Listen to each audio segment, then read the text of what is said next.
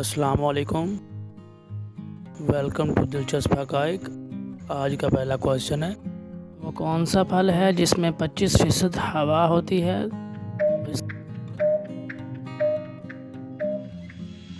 इसका जवाब है सेब।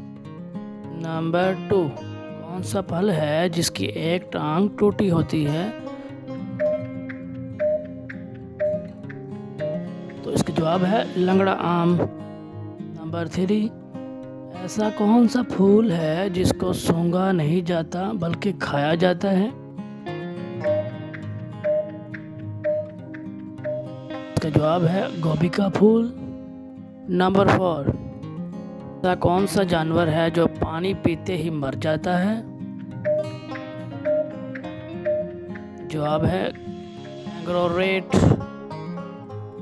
नंबर 5, ऐसी कौन सी चीज़ है जिसे हम लाते तो खाने के लिए हैं लेकिन इसे खाते नहीं हैं?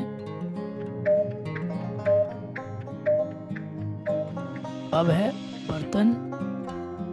नंबर 6, ऐसा कौन सा काम है जो आदमी खाना खाते हुए नहीं कर सकता? जवाब है सांस नहीं ले सकता खाना खाते हुए। नंबर 7, ऐसा कौन सा इंसान है जिसको ख़राब सेहत से फ़ायदा होता है? जवाब है डॉक्टर। नंबर 8, वो कौन सी ऐसी चीज़ है जो आपके ऊपर से गुजर जाए तो आपको कुछ नहीं होता?